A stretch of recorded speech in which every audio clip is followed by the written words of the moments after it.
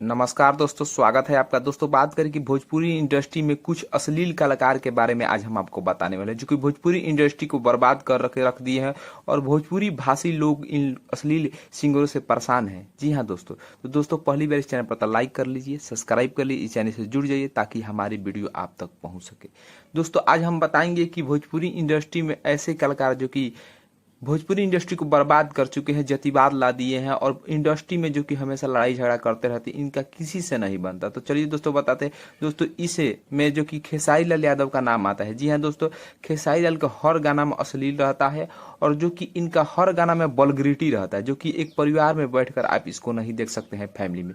जी हाँ दोस्तों, भोजपुरी में सबसे ज्यादा अश्लील सिंगर जो कि खेसारी लाल यादव जी हैं। दोस्तों बता दें कि वहीं पर इनका इंडस्ट्री में किसी के साथ जो कि इनका चलता नहीं है। कोई भी सिंगर हो या जो कि हीरो है, बात करें दोस्तों जो कि पवन सिंह जी हो गए, समर सिंह जी हो गए, कलू जी हो गए, रितेश जी हो गए, गुंजन सिंह जी हो गए, किन्हीं के साथ इनका चलता नहीं है। ये हर लोग से लड़ाई करते रहते हैं। ये समझते हैं कि हम ही खुद का एकदम नंबर वन है, जो कि अपने आप से समझते हैं, पब्लिक तो नहीं समझती।